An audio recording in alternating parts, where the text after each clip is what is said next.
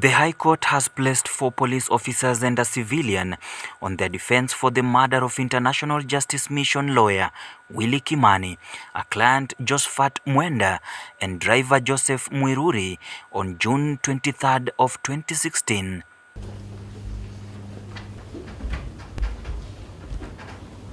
Lady Justice Jessie Lessit, in her ruling, said she was convinced by the prosecution case that police officer Fredrick Leliman, Stephen Cheburet, Sylvia Wanjiku, Leonard, Mwangi and civilian Peter Ngugi have a case to answer in the murder of the 3. Since this is another order, so the defense will commence on Monday 27th and last for the week. To facilitate the defense, have ordered for the witness summons for all the witnesses indicated by their counsels, which is on record, as per the record, and then the list and the statements of defense witnesses, and any evidentiary material should be available to the ODPP and the advocates for the victims within 3 days of today. I'll say the counsel for the field that needs to avail his witnesses report and the statement of the field that is the one he wishes to rely on by Monday 27th and Wednesday 29th September respectively. The prosecution justified on how the 5 abducted Willie, Josephat and Joseph on June of 23rd, 2016 after the trio left Mavoko Law Courts, where they had attended a case hearing involving one of the accused. I abandoned the vehicle at Kwambira at around 3 p.m.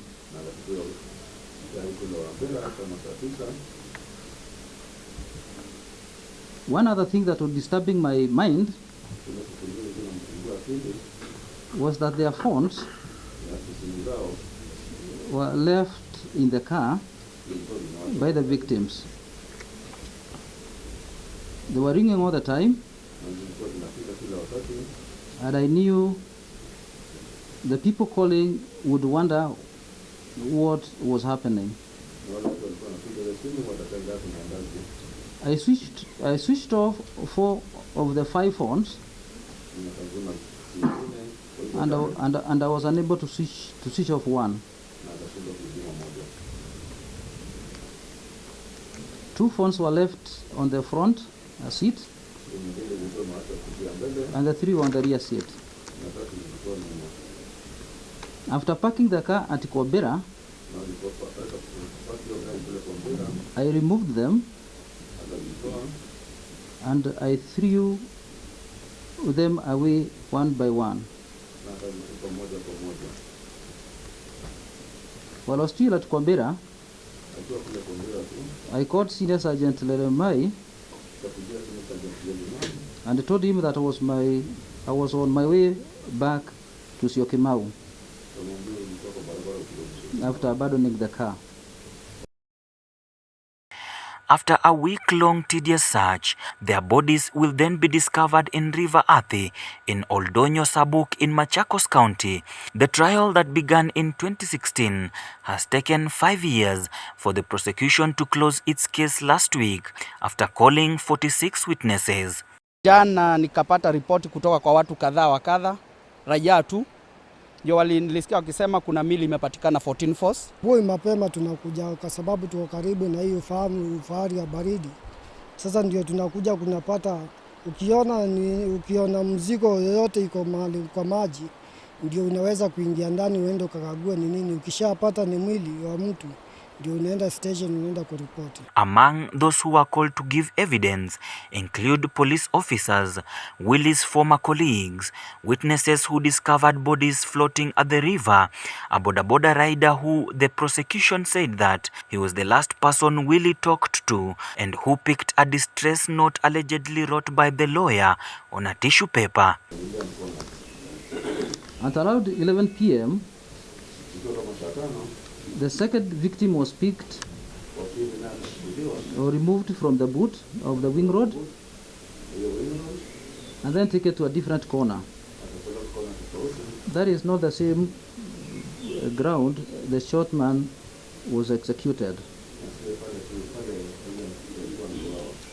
He was killed in the same style as the first as the first victim. After he died, he was put into 2 sacks because he was tall and he could not fit in 1 sack.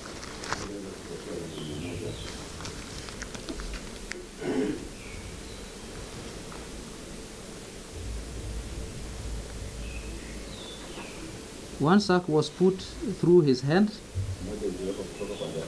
and the other one through his legs and joined at the hip by a rope. His body was too taken to the boot of the NZE.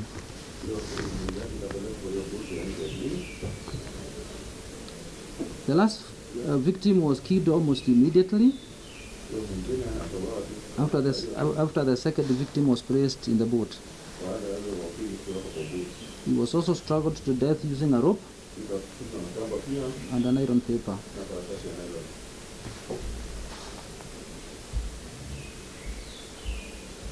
His body was placed in the boot of the wing road.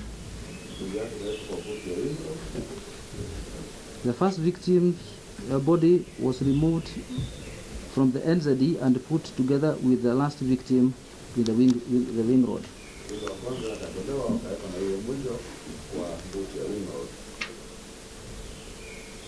While at this execution scene, my duty was to guard them and remove them before handing over the victim to Sergeant Mwangi. Sergeant Mwangi would then escort the victim to the killing area, where Senior Sergeant Leliman and Kameji were waiting. Senior Sergeant Leliman and Kameji would then put the bodies in sack before bringing the body back and place in the boat.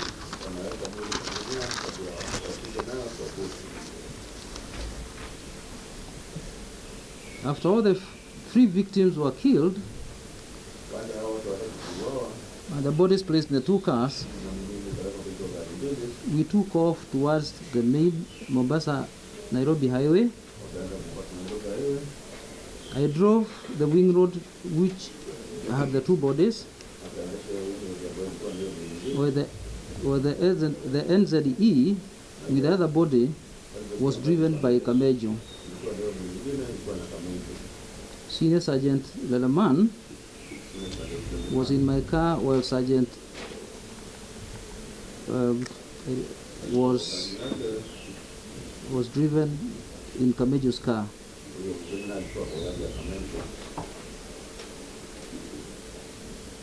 Kamejo, who claimed to have in the past worked in Donyo Sabuk, AB camp,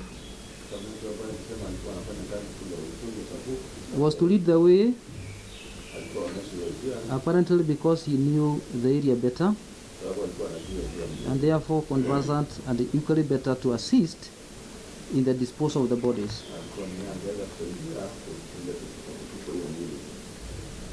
From Lolongo we drove to the city Cabanas flyover and took the Northern bypass. We drove through Roiro, Sika Makogeni, that is Garissa Road, up to Donyo Sabuk. The prosecution also presented a confession statement given by the 5th accused, Peter Ngugi, allegedly detailing how a scheme to kill the 3 was hatched and executed. We then took an all-weather road, a road that was very rough, and got into a long bridge. We stopped there and we removed the bodies one by one. The first body was to be removed from the car and was thrown into the river. Was that in the NZE? was removed by Sergeant Mwangi and Kamejo. Kamejo then drove from the spot where he had stopped, and then I drove closer. Senior Sergeant Leliman and Sergeant Mwangi removed the two bodies from the wing road and threw them into the river.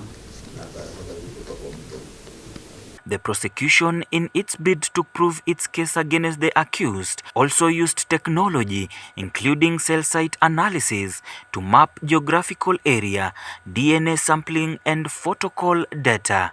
The multi-agency investigation had been conducted by the Kenya Police Service, DCI, IPOA, and the Office of the Director of Public Prosecution. The defense hearing is set to start on Monday, September 27th of 2021.